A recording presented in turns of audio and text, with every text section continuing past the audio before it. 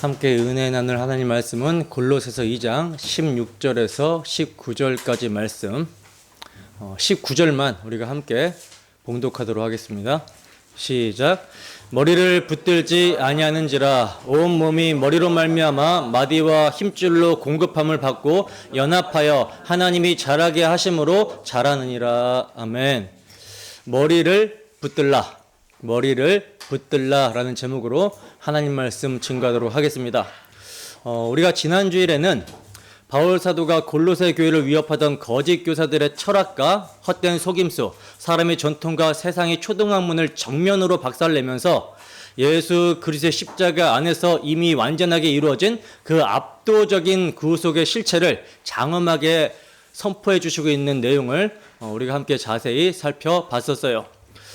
사도는 그 안에는 신성의 모든 충만이 육체로 거하신다라고 선언하면서 예수 그리스도 안에 창조주 하나님의 모든 본질과 속성과 지혜와 능력이 100% 남김없이 완벽하게 거하신다라는 것을 단호하게 말씀해 주시고 있었죠. 그러니까 신성의 모든 충만이 오직 예수 그리스도 한 분 안에 다 있기 때문에 거짓 교사들이 주장하는 천사 계급의 사다리도 신비한 영적 체험도 더 고차원적인 지식도 필요 없다라는 거예요. 나아가 사도는 예수님만이 충만한 것이 아니라 교회인 너희도 그 안에서 충만하셨다라고 말씀해 주셨어요. 만물의 머리이신 그리스도와 교회인 우리가 연합되어 있기 때문에 그 그리스도 안에 있는 충만함이 우리에게도 주어지게 되었다라는 거죠. 그리고 이것이 단지 장래의 약속이 아니라 우리가 믿음으로 그리스도 예수를 주로 받는 바로 그 순간에 이미 완전하게 이루어진 끝난 사건이라는 것을 말씀해 주셨습니다. 뿐만 아니라 사도는 그 주님께서 우리를 거스르고 불리하게 하는 법조문으로 쓴 증서를 지우시고 제하여 버리사 십자가에 못 박으셨으며 통치자들과 권세들을 무력하여 드러내어 구경거리로 삼으시고 십자가로 그들을 이기셨다, 승리하셨다라고 하는 이 우주적이고도 압도적인 승리의 선언을 말씀해 주셨었어요. 그래서 우리는 이 사도의 말씀 앞에서 과연 나는 내 모든 죄의 빈문서를 찢으신 십자가의 승리를 실제로 누리며 살아가고 있는지, 아니면 여전히 세상의 초등학문과 인본주의적인 두려움에 사로잡혀 영적 포로 노릇을 하고 있지는 않는지 자신의 모습을 정직하게 성찰해 볼 수가 있었습니다.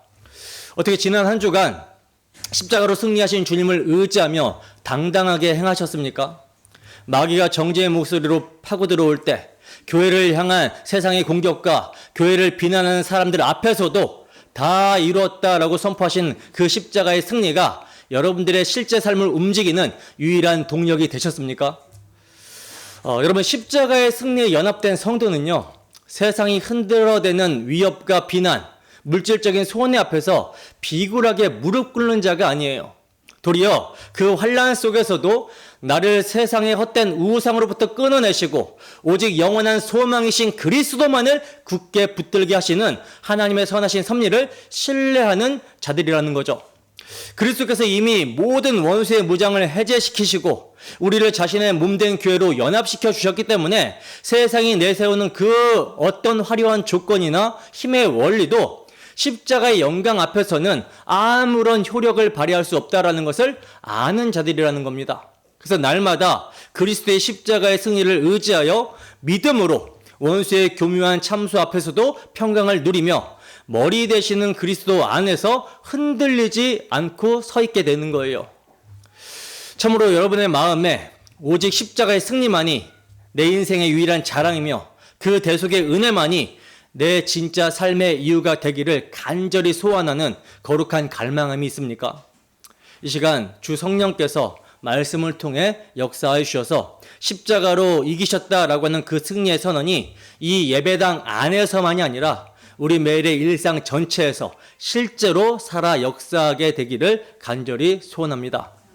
자, 그리고 이제 이어지는 오늘 본문은 십자가에서 모든 정죄의 근거가 박살났다라고 말씀해 주신 바울 사도가 이제 한 걸음 더 나아가 성도들의 신앙을 다시 율법의 종노릇으로 되돌리려고 하는 그림자 신앙의 허구를 날카롭게 파헤치고 있는 내용입니다. 여러분, 지금 골로새 교회를 흔들던 거짓 교사들은요, 십자가 복음만으로는 부족하다라고 하면서 특정한 음식 규례를 지키고 절기나 안식일을 엄수해야 된다라고 주장을 하고 있고요. 심지어 꾸며낸 겸손과 천사 숭배와 같은 신비한 체험을 덧붙여야 된다라고 성도들을 미혹하고 있습니다. 그래서 사도 바울은 이러한 미혹을 받고 있는 골로새 교회 성도들을 향해서 그것들은 장래일의 그림자일 뿐이다라고 단호하게 선포하며 실체 되시는 그리스도를 붙들라고 강력하게 권면하고 있는 거예요. 그러니까 오늘 본문은 실체이신 예수 그리스도를 놓치고 다시 썩어질 세상의 초등학문과 종교 행위라는 그림자에 매몰되어 버린 우리 시대의 위선과 껍데기뿐인 신앙을 향해 머리 대신 그리스도를 붙들라 외치는 구속사적인 경종이라는 거죠. 자, 그럼 이제 본문 말씀을 통해 십자가에서 완성된 그 구속의 실체 앞에서 모든 율법적 그림자들이 어떻게 폐기되었는지, 겸손을 가장한 천사 숭배와 신비주의가 왜 그토록 위험한 것인지, 그리고 머리 대신 그리스도를 붙드는 삶이 오늘날 이 혼란스러운 세상을 살아가는 우리에게 어떠한 영적인 풍성함과 생명력을 공급해주고 있는지 성령의 조명하심을 구하며 우리가 함께 자세히 살펴보도록 하겠습니다. 본문 16절입니다. 함께 읽습니다. 시작. 그러므로 먹고 마시는 것과 절기나 초하루나 안식일을 이유로 누구든지 너희를 비판하지 못하게 하라. 아멘.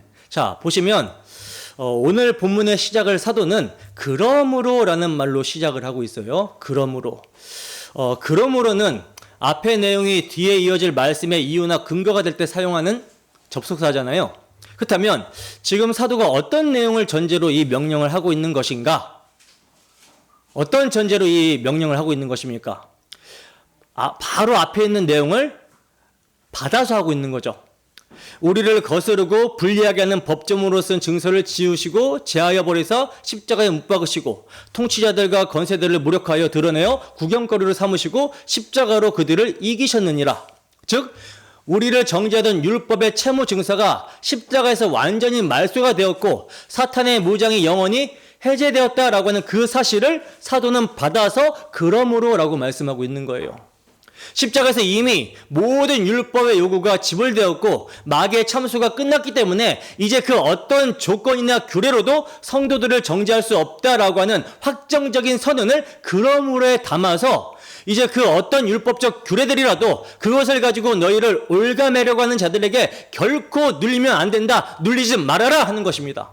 자, 그렇다면 사도가 그러므로라는 말로 시작하고 있는 명령, 누구든지 너희를 비판하지 못하게 하라고 하는 명령에서 우리는 이제 비판하다라고 하는 단어를 좀 주목해 봐야 되는데요. 이 비판하다, 크리네토라는 말은요, 재판관이 피고를 신문하고 유죄 판결을 내리는 법정 용어거든요. 사도는 바로 이 비판을 하지 못하게 하라고 명령을 하고 있는 거예요. 그러니까 지금 골로새 교회 안에서 거짓 교사들이 도대체 무슨 짓을 하고 있었던 것입니까? 감히 자기들이 재판관의 자리에 앉아서 그리스도의 피로 구원받은 성도들을 피고석에 딱 세워놓고 너는 모세의 율법에 기록된 음식 규례를 엄격하게 지켰느냐, 이 절기를 엄수했느냐, 안식일을 율법대로 철저하게 지켰느냐, 이렇게 종교적이고 율법적인 규례들을 들이밀면서 성도들을 심판하여 정죄하고 있었다는 거예요. 여러분, 이것이 왜 그토록 심각하고 치명적인 문제인지 아십니까? 이미 그리스도의 십자가에서 모든 심판과 정죄의 근거가 박살났기 때문이에요. 율법의 채무 증서가 십자가에 못 박혀 산산조각 났습니다. 근데 이렇게 율법의 채무 증서가 찢겨진 마당에 그 찢겨진 증서를 다시 이어붙여서 들이밀며 너 이거 이행했냐라고 묻는 것은 뭡니까? 예수 그리스도의 십자가 대속이 불충분하다라고 선언하는 것과 같은 것이죠. 즉 그리스도의 십자가 완성을 정면으로 모독하고 부정하는 행위가 되는 거예요. 바울 사도는 로마서에서 이 위대한 사죄의 은총을 이렇게 선포합니다. 로마서 8장 1절에서 2절 말씀입니다. 함께 읽습니다. 시작. 그러므로 이제 그리스도 예수 안에 있는 자에게는 결코 정죄함이 없나니 이는 그리스도 예수 안에 있는 생명의 성령의 법이 죄와 사망의 법에서 너를 해방하였음이라. 아멘. 보세요. 사도는요, 결코 정죄함이 없나니라고 말씀을 합니다. 그리스도 예수 안에 있는 자에게는 이미 모든 정죄가 영원히 사라져버렸다라는 거예요. 누가 우리를 정죄할 수 있습니까? 아무도 정죄할 수 없어요. 왜냐? 하나님이 택하시고 의롭다 하셨기 때문이고, 이를 위해 성자 하나님, 죄 없으신 하나님의 어린 양 예수 그리스도께서 십자가에 달리사 대속의 피를 흘리심으로써 이미 모든 율법의 요구를 완벽하게 만족시켰기 때문이라는 거죠. 그렇다면 이제 음식 규례나 절기 준수 여부를 가지고 성도들을 재판대에 올리는 행위는 뭐가 되는 거예요?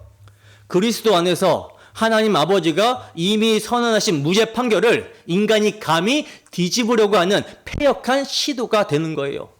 이것이 거짓 교사들이 하고 있었던 패역한 짓이었고, 사도가 단호하게 비판하지 못하게 하라고 명령하는 이유입니다.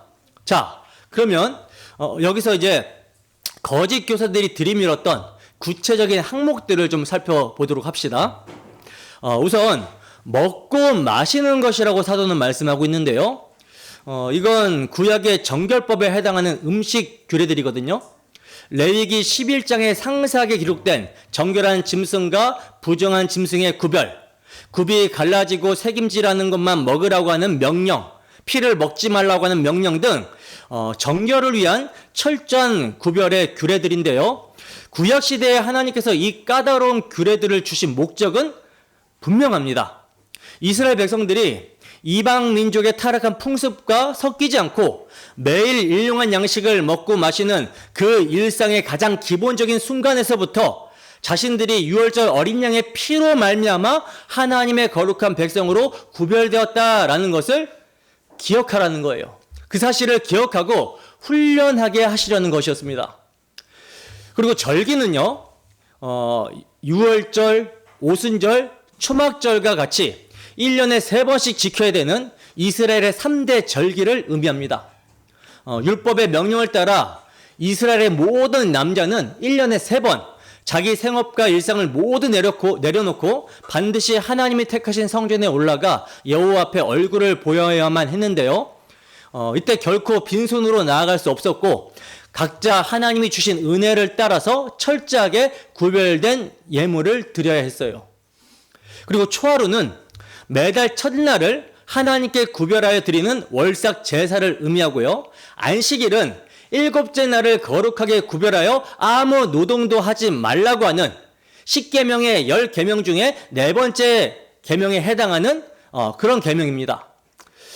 이것들 전체가 구약 율법이 이스라엘 백성들에게 엄격하게 명한 것들인데, 지금 골로새 교회를 흔들던 유대주의적 거짓 교사들은요, 오직 예수 그리스도를 믿는 믿음만으로는, 오직 예수님의 십자가 대속을 믿는 믿음만으로는 구원이 완전하지 않다라고 하면서 더 높은 영적 단계, 진정한 구원의 완성에 이르려면 이 율법의 규례들을 엄격하게 지켜내야만 한다라고 성도들을 판단하고 정죄하며 압박하면서 미혹했던 거예요.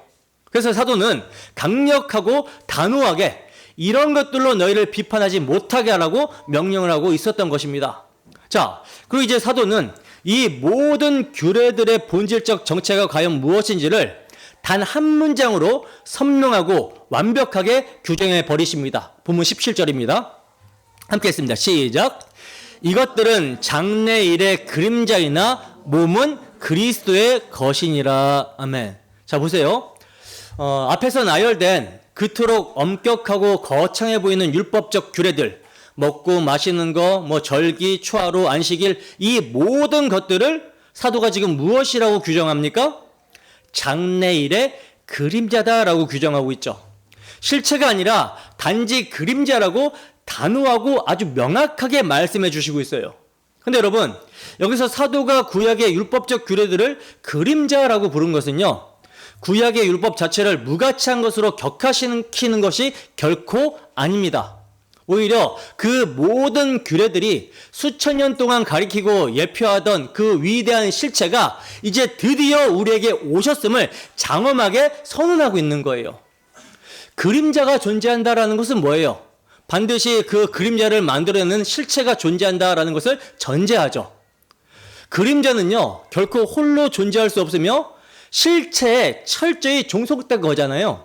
따라서 그림자가 있었다라는 것은 진짜 실체가 오고 있다라고 하는 가장 확실한 증거가 되는 거예요. 히브리서 기자는 이 그림자와 실체 관계를 이렇게 증거합니다. 히브리서 10장 1절 말씀입니다. 함께 했습니다. 시작.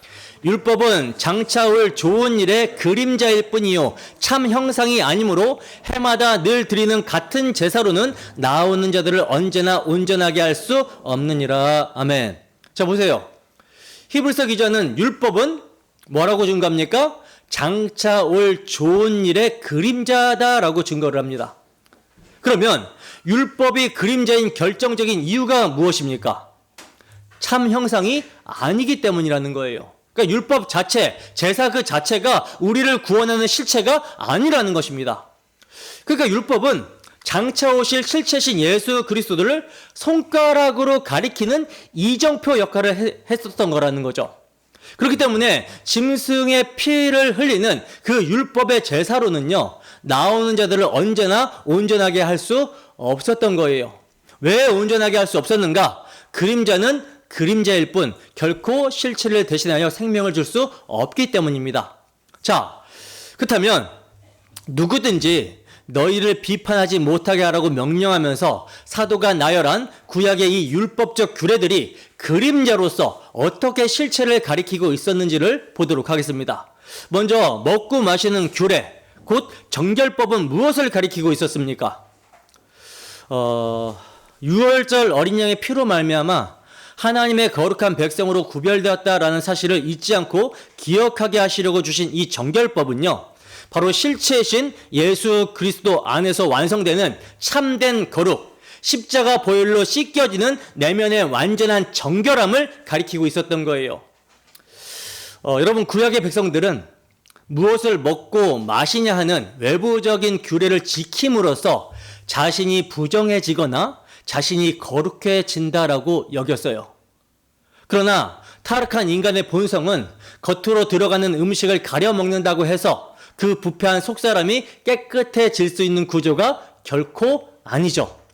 그래서 실체이신 예수님께서 이 땅에 오셔서 이 그림자 같은 음식 규례의 본질을 완벽하게 뒤집어 엎으시며 이렇게 선언하신 것입니다. 마가복음 7장 18절에서 20절 말씀입니다. 함께 했습니다. 시작. 예수께서 이르시되 너희도 이렇게 깨달음이 없느냐? 무엇이든지 밖에서 들어가는 것이 능히 사람을 더럽게 하지 못함을 알지 못하느냐? 이는 마음으로 들어가지 아니하고 배로 들어가서 뒤로 나감이라. 이러므로 모든 음식물을 깨끗하다 하시니라. 또 이르시되 사람에게서 나오는 그것이 사람을 더럽게 하느니라. 아멘. 보세요.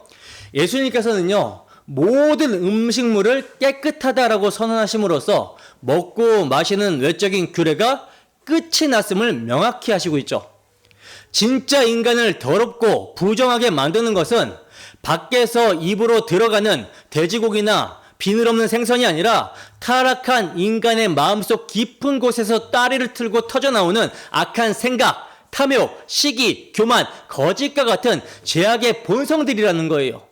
그렇다면 이 내면의 깊은 곳에서부터 뿜어져 나오는 지독한 부정함을 도대체 무엇으로 씻어낼 수 있습니까? 어떤 종교적인 금욕이나 철저한 음식 조절로 가능합니까? 불가능하다라는 거죠.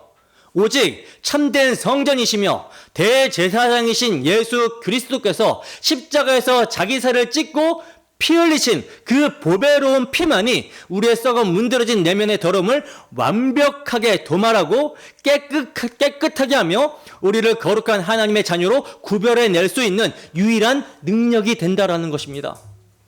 구약의 정결법은 바로 이 십자가의 피로 말미암는 절대적인 정결, 오직 예수 그리스도와의 연합을 통해서만 주어지는 진짜 거룩을 애타게 기다리던, 애타게 가리키던 그림자였던 거라는 거예요.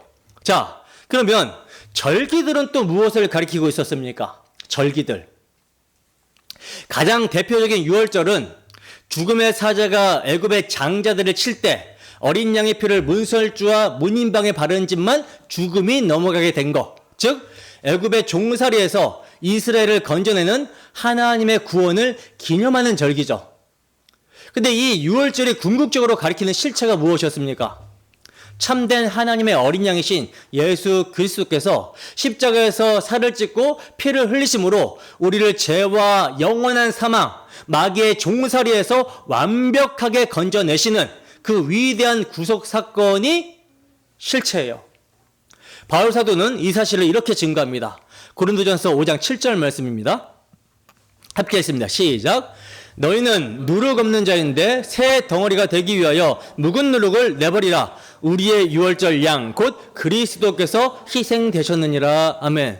보세요. 우리의 유월절 양 곧 그리스도께서 희생되셨느니라. 유월절 어린 양이 수천 년 동안 피를 흘리며 가리키던 그 진짜 실체가 바로 십자가에 달리신 예수 그리스도셨다라는 거예요. 그렇다면 이어지는 오순절과 초목절의 실체는 무엇이겠습니까? 첫 열매를 드리는 오순절은요, 부활의 첫 열매가 되신 그리스도를 통해 우리에게 성령이 폭포수처럼 부어지고 신약의 교회가 탄생할 것을 가리키는 그림자였고요. 또 광야의 텐트 생활을 기억하라고 주어진 초막절은요, 말씀이 육신이 되어 우리 가운데 장막을 치신, 우리 가운데 거하신 예수 그리스도를 예표하며 장차 우리가 이 땅의 나그네 삶을 마치고 영원한 하나님 나라의 본향에 들어가 누릴 그 궁극적인 임마누엘의 구원을 가리키는 그림자였던 거예요. 이해가 되십니까? 그러니까 이 모든 절기의 실체가 결국 예수 그리스도 한 분 안에서 완벽하게 성취가 된 것입니다. 자, 그러면 여기에 하나 더 언급된 초하루. 이 초하루는 또 무엇을 가리키는 거겠습니까? 초하루는 달이 새롭게 차오르는 그 달의 시작점에서 성도의 모든 시간과 생명의 주권이 오직 하나님께 있음을 고백하며 제사를 드렸던 그림자인데요. 이 그림자의 실체 역시 바로 십자가와 부활로 우리를 새로운 피조물로 재창조하신 예수 그리스도신 거예요. 어둠의 권세가 지배하던 죄악의 옛시대가 영원히 지나고 그리스도라는 참된 빛 안에서 다시는 어두워지지 않는 영원한 새날이 시작되었음을 이 초하루라고 하는 그림자가 예표하고 있었다라는 거죠. 사도 바울은요, 이 새로운 시작의 실체를 이렇게 선포합니다. 고린도후서 5장 17절입니다. 함께 했습니다. 시작. 그런즉 누구든지 그리스도 안에 있으면 새로운 피조물이라. 이전 것은 지나갔으니 보라 새 것이 되었도다. 아멘. 보세요.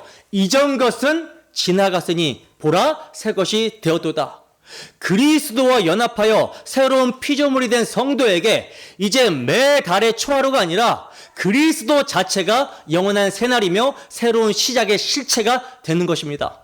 결국 모든 시간의 주인이며 역사의 새 장을 여시는 분은 오직 그리스도라고 하는 선언이라는 거예요. 그렇다면 마지막으로 안식일은 무엇을 가리키고 있었습니까? 이 안식일은요, 하나님께서 6일 동안 천지를 창조하시고 일곱째 날에 안식하셨음을 기념하는 날인 동시에 애굽의 종되었던 곳에서 이스라엘 백성들이 구원받은 것을 기념하라고 주어진 규례인데요. 즉 피조물인 인간이 자기 힘으로 생존하고 구원받으려고 하는 모든 헛된 노동을 완전히 멈추고 오직 창조주시며 구원자이신 하나님 안에서만 참심과 생명을 공급받아야 된다는 것을 가리키는 규례였다라는 거죠. 인간의 진짜 안식은 율법의 종문을 지켜내는 나의 얄팍한 행위에 있지 않고 오직 구원하시는 하나님의 은혜 안에 전적으로 거할 때만 주어짐을 보여주는 그런 예표였다라는 것입니다. 그런데 율법 아래 매인 타락한 인간이 진짜 안식이 있었습니까? 없었죠. 안식일을 철저히 지킨다라고 하면서도 늘 마음속에는 율법을 다 지키지 못했다라고 하는 죄책감과 정죄감, 그리고 어떻게든 내 힘으로 살아남아야 된다라고 하는 그런 두려움에 시달렸었죠. 그렇다면 이 참된 안식은 도대체 어디서 완성이 됩니까? 주님은 이 땅에 오셔서 이렇게 선포하셨어요. 마태복음 11장 28절에서 29절 말씀입니다. 함께 했습니다. 시작. 수고하고 무거운 짐진 자들아 다 내게로 오라. 내가 너희를 쉬게 하리라. 나는 마음이 온유하고 겸손하니 나의 멍에를 메고 내게 배우라. 그리하면 너희 마음이 쉼을 얻으리니. 아멘. 보세요. 안식일의 실체신 분이 직접 외치시고 있습니다. 뭐라고 외치십니까? 다 내게로 오라. 내가 너희를 쉬게 하리라. 율법의 무거운 짐, 끊임없이 솟구치는 죄악의 무거운 짐을 지고 헐떡이는 영혼들에게 참된 안식은 오직 예수 그리스도, 당신 자신에게 있음을 선포하신 거예요.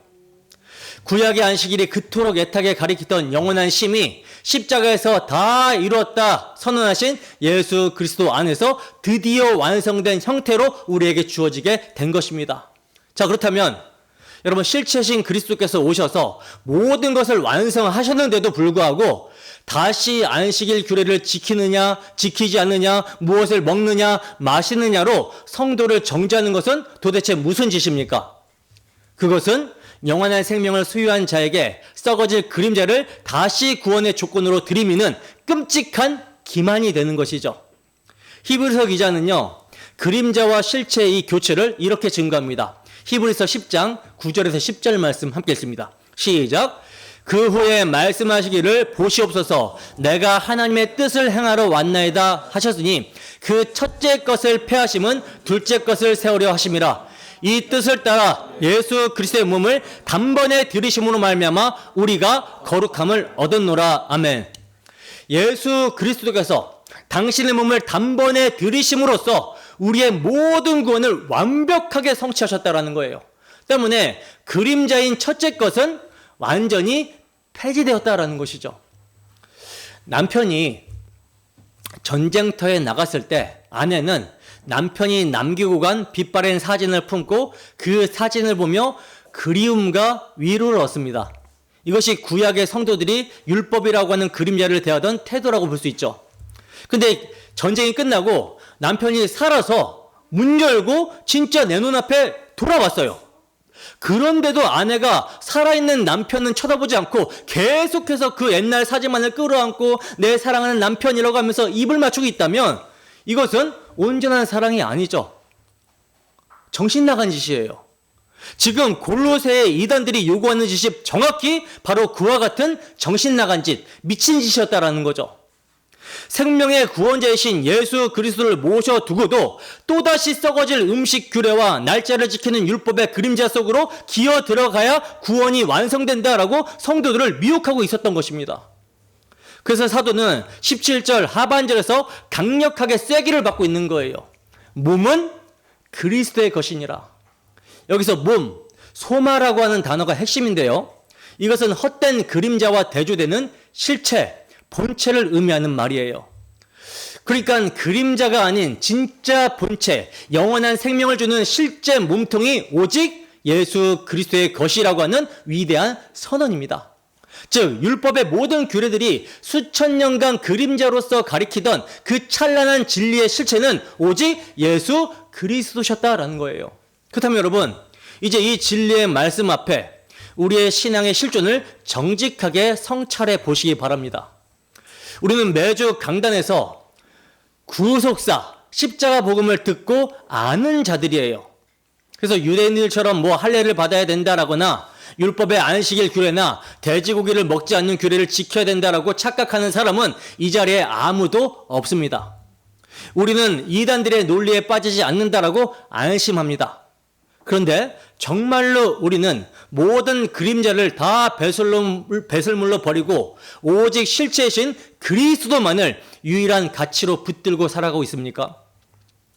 2000년 전 골로새 교회에서 거짓 교사들이 음식 규례와 절기와 안식일을 가지고 성도들을 정죄했던 것처럼 오늘날에도요, 실체신 그리스도를 가리고 그림자를 붙들게 만드는 일이 형태만 달라졌을 뿐 얼마나 교묘하고도 다양하게 교회 안에서 일어나고 있는지 몰라요. 어떤 교회들에서는 아예 노골적으로 하나님과 거래를 하려고 듭니다. 내가 이만큼 11조를 드리고 헌금을 바쳤으니 하나님도 당연히 내 삶에 또 내 사업에 복을 주셔야 된다라고 하는 기복적인 흥정을 신앙의 척도로 삼고 있고요. 주일 성수를 철저히 지키고 새벽 기도에 출석한 횟수가 마치 하나님을 감동시켜 내 소원을 얻어내는 종교적 마일리지라도 되는 양, 내가 이만큼 헌신하고 이만큼 예배당의 자리를 지켰으니 하나님도 내게 복을 주셔야 된다라고 하는, 마땅하다라고 하는 뻔뻔한 권리 주장을 신앙이라고 착각하고 있습니다. 값없이 주신 구원의 은혜는 잊어버린 채 오직 내 행위와 열심을 들이밀며 하나님의 은혜를 얻어내려고 하고 자기 행위를 근거로 타인을 정죄하려고 하는 역겨운 율법주의가 교회 안에 비일비재하다라는 거죠. 자, 그런데 여기서 우리가 분명히 해야 될 것이 있어요. 우리가 교회로 예배를 드리기 위해서 이렇게 모이는 거, 그리고 11조와 연보를 드리는 거, 직분을 받아 봉사와 헌신의 자리를 지키는 거, 이것들은요 결코 비본질적인 것이 아니라는 겁니다. 이것은 신앙을 담는 그릇이고요, 은혜 받은 성도가 마땅히 맺어야 될 감사의 열매예요. 나 같은 죄인을 대속하기 위해 십자가에서 피 흘리신 예수 그리스도의 공로를 힘입어 예배할 수 없던 자가 예배할 수 있게 되었다라고 하는 감격으로 교회로 모이기에 힘쓰는 것입니다. 나는 나의 것이 아니라 주님이 피로 사신 소유이며 주님이 나의 주인이라는 그 고백이 말뿐인 고백이 아니라 11조와 헌금으로 드러나는 거예요. 그리스도께서 십자가 사랑으로 우리를 섬겨주셨기 때문에 우리가 주의 몸된 교회가 되었고, 그 사랑에 감동되어 내 몸을 들여 공동체를 섬기는 봉사와 헌신으로 이어지게 되는 것입니다. 그러니까 이 모든 것이 그리스도의 십자가 사랑이 우리 안에서 열매 맺는 방식이라는 거죠. 그래서 이 형식들은 굉장히 소중한 것이며 그 자체로 특권이며 상급이에요. 근데 문제는 뭐냐? 어느 순간 이것이 나를 위해 십자가에서 살찌고 피 흘리신 그 은혜로 인한 감사와 감격에서 흘러나가게 되는 것이 아니라 나의 영적 우월감을 증명하고 다른 사람을 판단하는 도구로 전락해버리는 것이 문제라는 것이죠. 신앙을 담는 그릇이 어느새 실체를 가리는 껍데기가 되어버리는 거예요. 그릇이 잘못된 것이 아니죠. 그릇에서 실체가 빠져나가버린 것이 문제라는 것입니다. 이 시간 우리 자신 안에 이 그림별을 실체로 착각하는 경향이 얼마나 뿌리 깊이 박혀 있는지를 정직하게 들여다보셔야 되는 거예요. 매주 예배당에 출석하고 설교를 듣고 성경 지식을 알아가는 그 사실 자체가 나를 영적으로 괜찮은 사람을 만들어 준다라고 하는 그 착각을 하고 있지 않습니까? 오늘 이 예배의 자리에 앉아 말씀을 듣고 있다라는 사실이 내 신앙을 증명해주는 외적 증거가 되어 정작 내 심령이 실체신 그리스도께 실제로 연결이 되어 있는지 묻지 않게 만드는 일이 우리 안에 일어나고 있지 않느냐는 거예요. 예배 시간에 설교자의 말씀에 고개를 끄덕이면서도 예배 후 가정으로, 직장으로, 자신의 삶으로 돌아가서는 내 뜻대로 되지 않는 상황 앞에서 가장 가까운 사람에게조차 짜증내고 화를 내며, 직장에서는 당장의 재정적 이익 앞에서 교묘하게 정직을 타협하고, 사람들의 시선이 미치지 않는 은밀한 곳에서는 전혀 다른 세상의 가치관으로 살아간다면 이것은 예배라는 종교적 그릇만 챙길 뿐 실체신 그리스도는 버려버린 거죠. 전혀 붙들고 있지 않는다라고 하는 반증이 되는 것입니다. 복음의 본질이 빠져버린 외형, 복음을 지식으로만 아는 이 이중성과 위선이야말로 오늘날 우리 시대 교회 안에 가장 광범위하게 퍼져 있는 영적 기만입니다. 본질을 담아야 되는 그릇에 본질은 담지 않고 그릇만 종교생활로 열심히 포장하면서 실체신 그리스도는 실제 삶에서 철저히 배제해버리고 있는 모습인 거예요. 그렇다면 참으로 실체신 그리스도를 붙드는 자는 어떤 사람입니까? 예배당 안에서의 고백과 예배당 밖에서의 삶이 분리되지 않는 사람인 거죠. 구속사의 진리를 머리로만 안다라고 자랑하는 자가 아니라 그 진리가 치열한 일상의 한복판에서 나를 쳐 복종시키는, 내 육의 소욕을 쳐서 복종시키는 실제적인 동력이 되는 사람이라는 거예요. 십자가에서 나를 위해 살을 찢으신 그분의 사랑이 내가 세상에서 재정적인 손해를 보는 순간에도, 자존심이 상하고 억울한 상황에 처할 때도, 내 뜻대로 풀리지 않는 막막한 현실 앞에서도 여전히 나를 단단히 붙들어주는 실제가 되어 있는 자라는 거죠. 고난 중에서도 내 힘을 빼고 주님만 의지하게 하시는 그 십자가 사랑에 눈물로 항복하며 거기서부터 흘러나오는 진짜 감사가 예배가 되고 헌금이 되고 헌신이 되는 거예요. 이것이 바로 그림자가 아닌 실제를 붙든 성도의 진짜 삶인 것입니다. 자, 이렇게 율법적 그림자의 헛됨을 낱낱이 폭로한 사도는요, 이제 한 걸음 더 깊이 들어가 훨씬 더 교묘하고 치명적인 형태의 거짓 신앙, 우리 내면의 깊은 곳의 영적 교만을 고발합니다. 본문 18절입니다. 함께 읽습니다. 시작. 아무도 꾸며낸 겸손과 천사 숭배를 이유로 너희를 정죄하지 못하게 하라. 그가 그 본 것을 의지하여 그 육신의 생각을 따라 헛되이 과장하고. 아멘. 자, 보시면 앞서 사도가 율법주의자들이 너희를 비판하지 못하게 하라고 명령했다면 이제는 한 걸음 더 나아가 정죄하지 못하게 하라고 강력하게 말씀을 하고 있어요.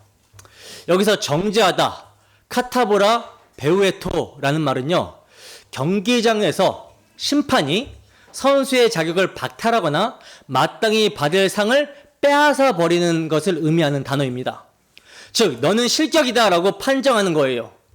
그러니까 거짓 교사들이 골로새 성도들을 향해 당신은 진짜 신앙인이 아니다. 당신은 아직 영적으로 자격 미달이다 라고 판정하며 그들의 상, 곧 그리스도 안에서 받은 구원의 확신을 빼앗으려고 하고 있었다라는 거예요. 그렇다면 그들의 정죄의 도구가 무엇이었습니까? 그들이 골로새 교회 성도들을 정죄하는 정죄의 도구가 무엇이었습니까? 꾸며낸 겸손과 천사 숭배라고 사도는 말씀하고 있죠. 자, 그러면 이 두 가지를 하나씩 살펴봅시다. 먼저 꾸며낸 겸손인데요. 꾸며낸 겸손, 타페노 프로시네라는 말은요, 원래 겸손을 의미하는 단어인데, 근데 여기서는 이단들이 주장하는 거짓된 철학 안에서 그 겸손이 철저히 꾸며낸 것이라고 하는 것이 핵심이에요.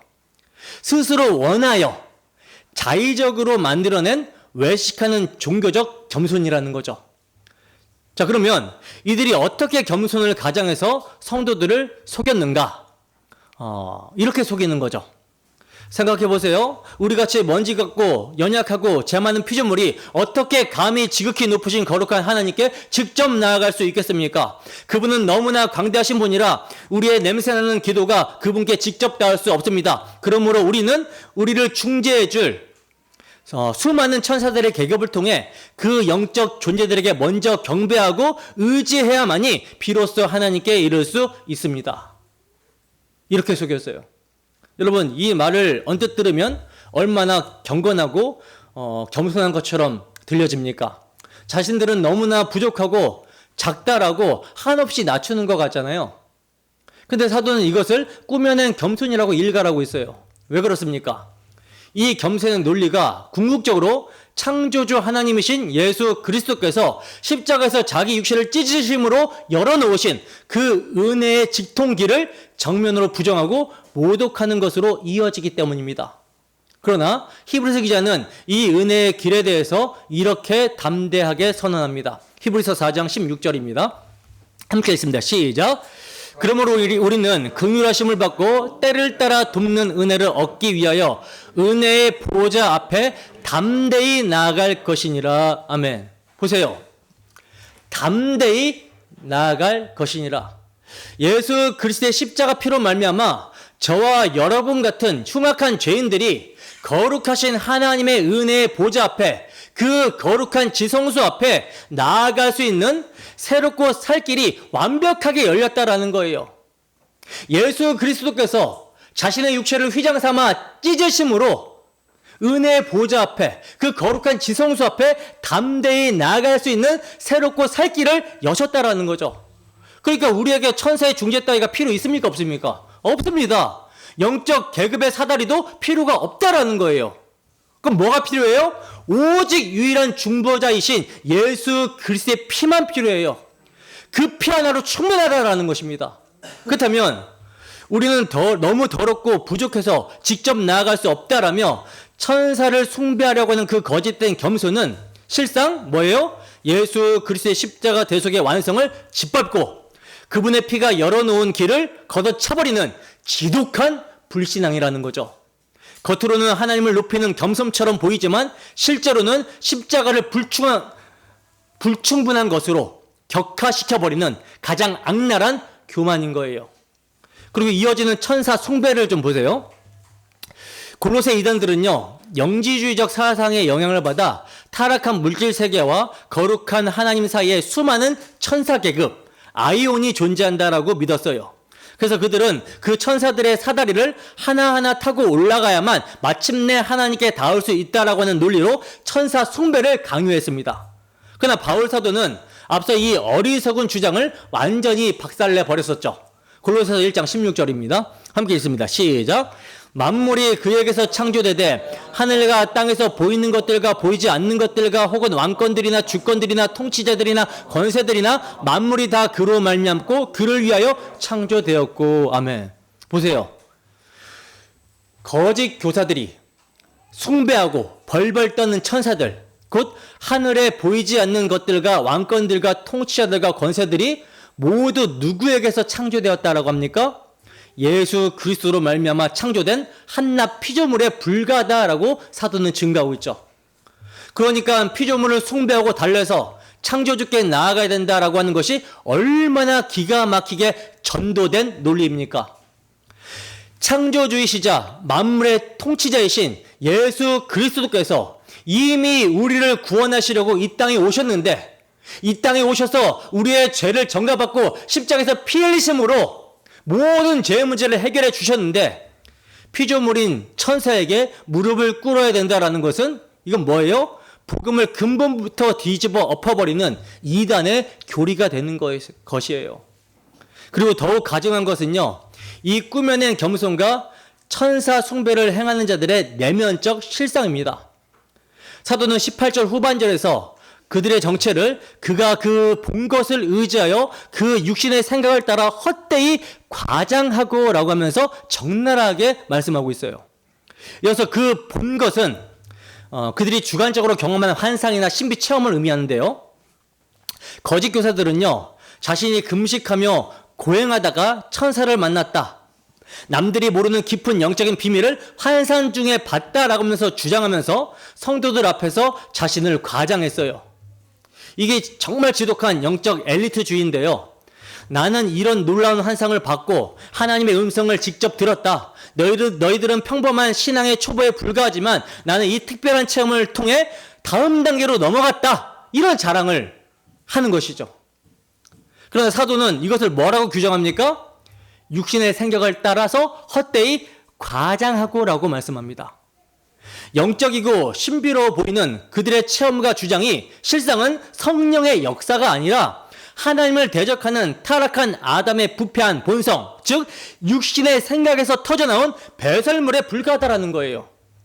바울 사도는 타락한 인간의 본성과 성령의 역사가 어떻게 다른지를 이렇게 분명하게 증거합니다. 고린도전서 2장 14절 말씀입니다. 함께 했습니다. 시작.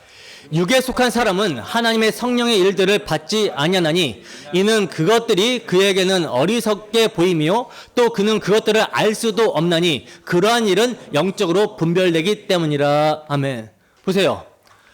하나님의 성령의 일들은 오직 영적으로 십자가를 통해서만 분별이 된다라고 그러죠. 성령께서는 십자가를 증거하시는 영이기 때문에 예수 그리스도와 그의 영광, 십자가를 증거하는 영이기 때문에 오직 영적으로 분별이 된다라고 그래요. 그러니까 거짓 교사들의 환상과 신비 체험은 성령의 조명이 아니라 십자가 없는 타락한 인간의 자기가시요, 다른 사람 위에 군림하고 싶은 영적 권력욕에서 비롯된 거라는 것입니다. 아무리 겉모습을 화려한 종교적 체험으로 포장해도 그 깊은 뿌리에는요, 지독한 자기 숭배와 교만이 있다라는 것이죠. 사도 바울은 이런 자들의 배후에 무엇이 역사하는지를 노골적으로 이렇게 증거합니다. 디모데전서 4장 1절에서 2절 말씀입니다. 함께 읽습니다. 시작. 그러나 성령이 밝히 말씀하시기를 후일에 어떤 사람이 믿음에서 떠나 미혹하는 영과 귀신의 가르침을 따르라 하셨으니 자기 양심이 화인을 맞아서 외식함으로 거짓말하는 자들이라. 아멘.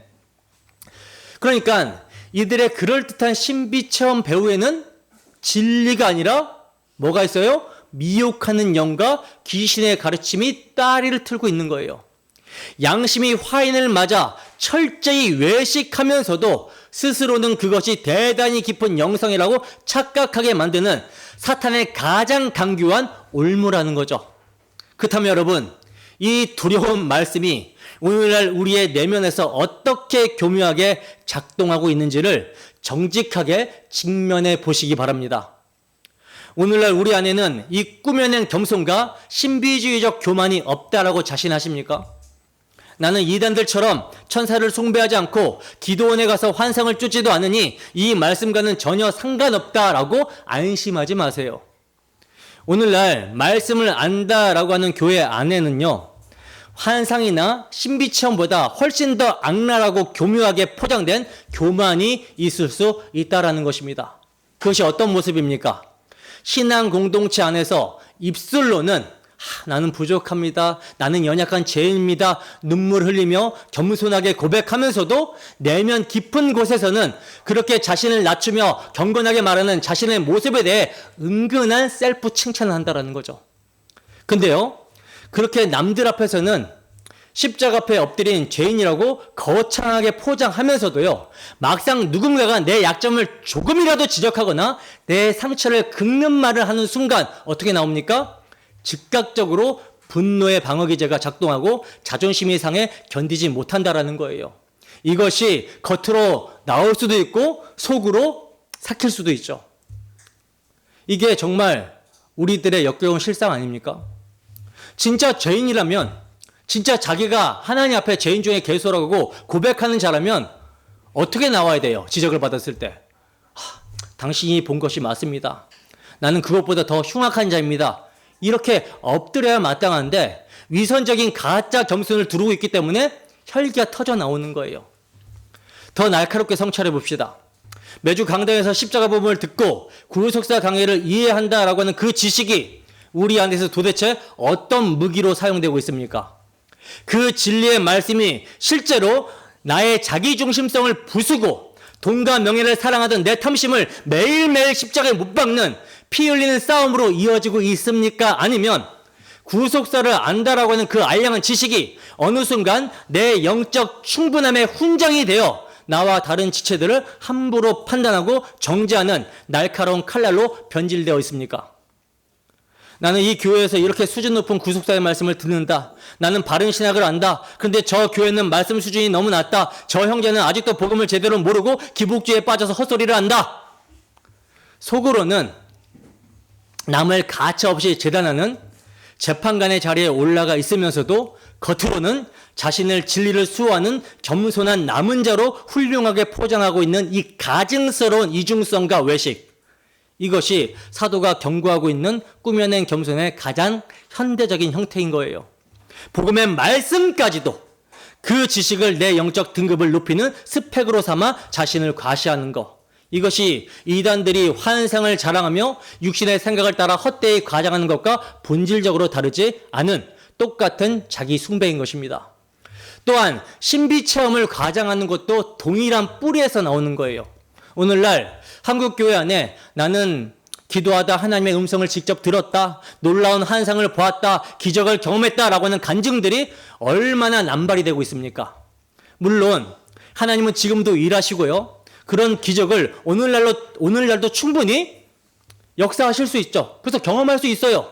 그러나 그 체험들이 진짜로 나를 부인시키고 십자가의 고난과 예수 그리스도께로 깊이 엎드리도록 작동합니까? 아니면 그 체험을 가진 나 자신을 다른 사람들보다 더 신령한 존재로 부각시켜 영적 권력을 휘두르는 수단으로 사용이 됩니까?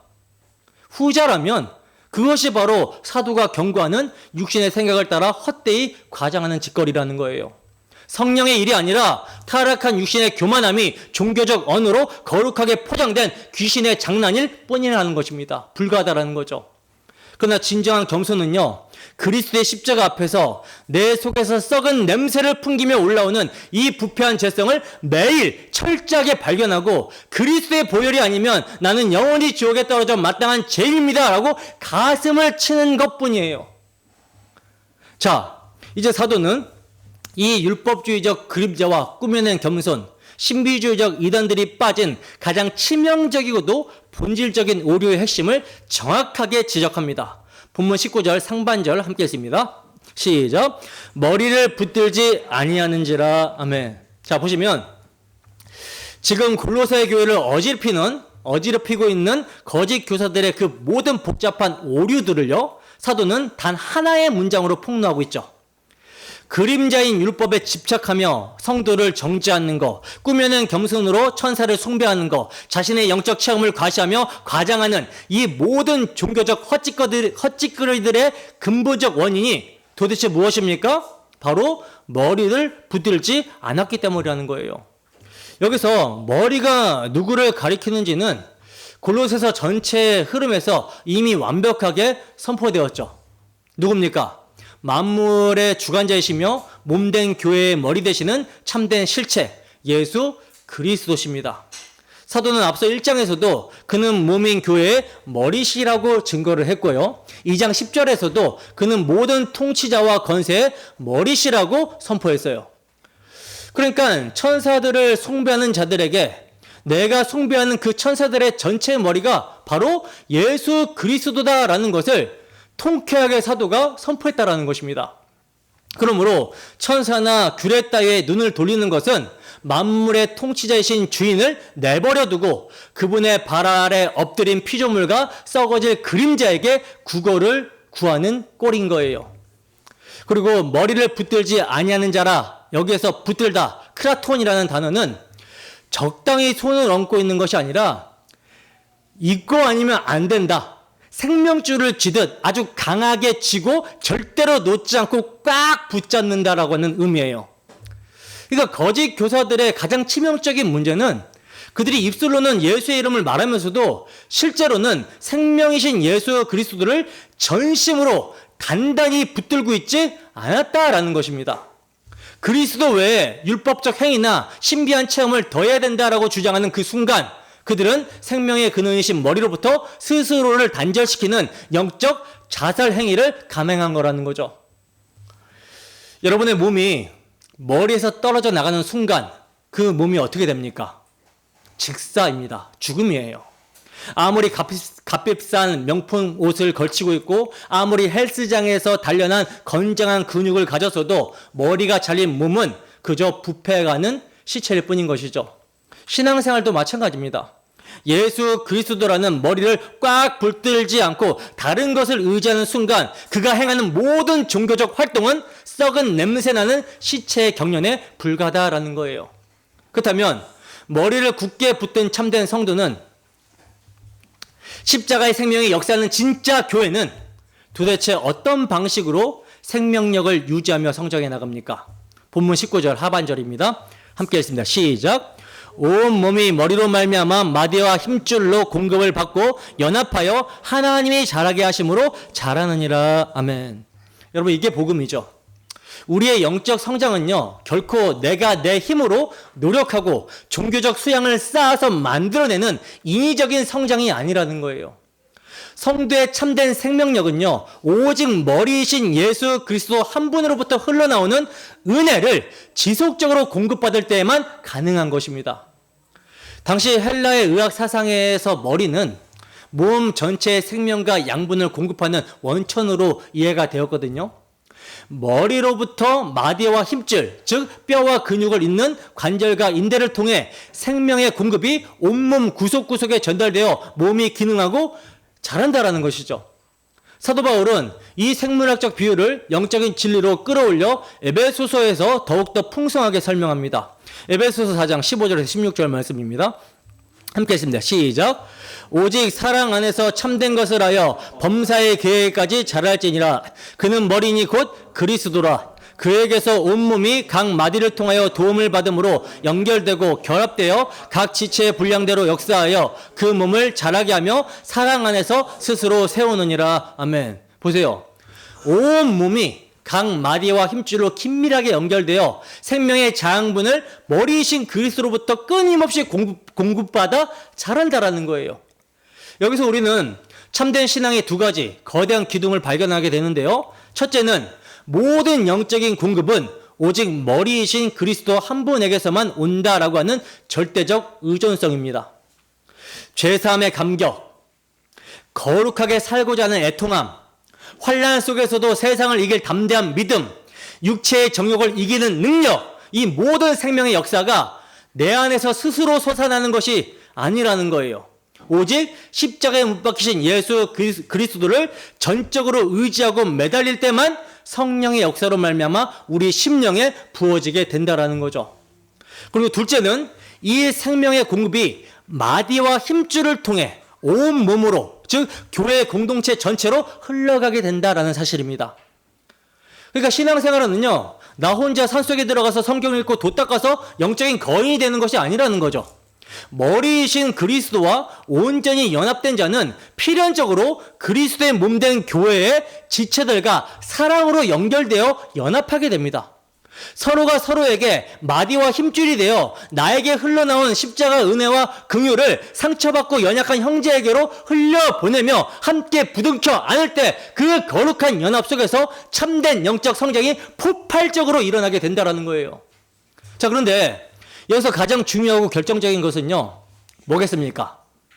하나님이 자라게 하심으로 자라느니라. 이 말씀이 가장 결정적이고 중요한 말씀인 거죠. 성장의 주체가 누구예요? 인간이 아니에요. 목사가 아닙니다. 하나님이십니다. 내가 제자훈련 프로그램을 다 수료하고 성경 지식을 많이 쌓아서 내 힘으로 쑥쑥 자라는 것이 아니라는 거예요. 헌금을 더 많이 하고 더 화려한 종교적 퍼포먼스를 행해서 성장하는 것이 아니라는 것입니다. 이단들이 속이는 것처럼 내가 더 고차원적인 신비 체험을 한다라고 해서 다음 단계로 업그레이드 되는 것이 결코 아니라는 거예요. 그럼 뭐예요? 오직 하나님이 자라게 하심으로 자라는 거라는 거죠. 생명을 주시고 성숙하게 하시는 것이 그 절대 주권이 오직 하나님 아버지께 있습니다. 고린도전서 3장 6절에서 7절 말씀입니다. 함께 했습니다. 시작.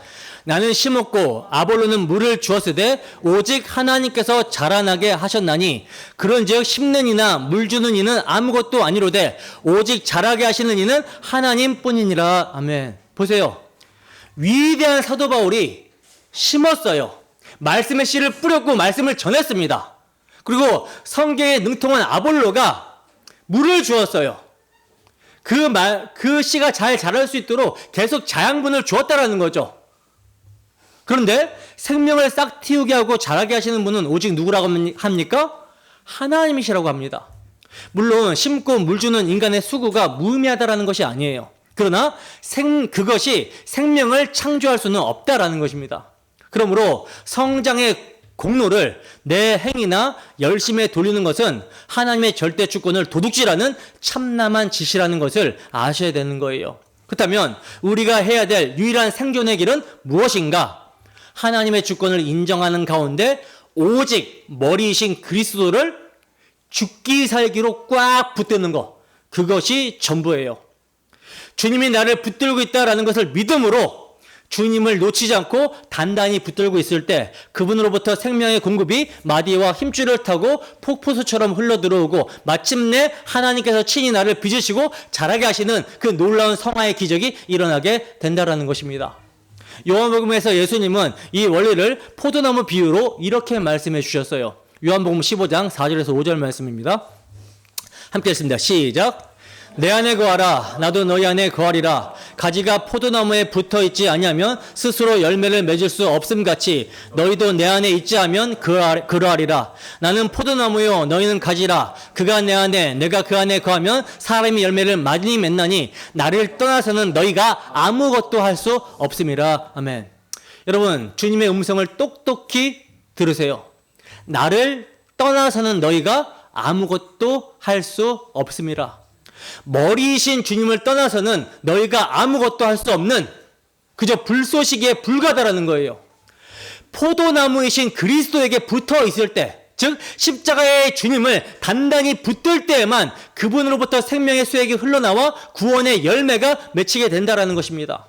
아무리 화려한 직분을 받고 종교적 행위를 태산같이 쌓아도 머리이신 그리스도와의 연결이 끊어지게 되면 그 인생은요, 하나님 앞에서 완전히 파산한 인생이 되는 거예요.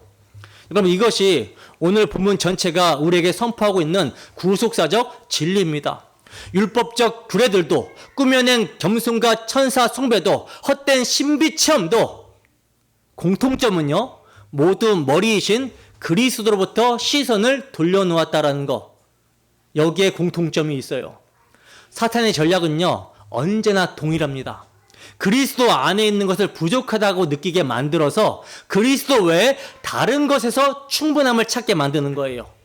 에덴 동산에서 하와에게 하나님이 참으로 너희에게 모든 나무의 열매를 먹지 말라고 하시더냐라고 속삭였던 그 마귀의 전략과 본질적으로 동일하다라는 거죠. 그리스도 안에서 이미 모든 것이 충분하게 주어졌다라는 것을 의심하게 만들고 다른 것을 덧붙이게 만드는 거예요. 그러나 사도의 선언은 분명합니다. 뭘 붙들라? 머리이신 그리스도를 붙들라. 그것으로 충분하다. 그분으로부터 마디와 힘줄을 통해 생명의 공급이 흘러들어오고 하나님이 친히 자라게 하시는 성장이 일어난다. 여러분, 이것이 그리스도의 몸된 교회가 존재하는 방식이며 성도가 이 땅에 살아가는 방식입니다. 이제 말씀을 맺겠습니다. 여러분, 오늘 우리는 그림자와 실체 사이에서 살아가고 있어요. 구약의 율법적 그림자들은 이미 그 목적을 완수했습니다. 실체신 그리스도가 오셨어요. 근데 우리의 육체의 소욕을 부추기는 원수 마귀는 끊임없이 그림자를 실체로 착각하게 만들려고 합니다. 예배당 출석이라고 하는 그림자, 신학 지식이라고 하는 그림자, 봉사와 헌금이라고 하는 그림자, 심지어 사람들의 인정과 재정적 안정이라는 세상의 그림자까지.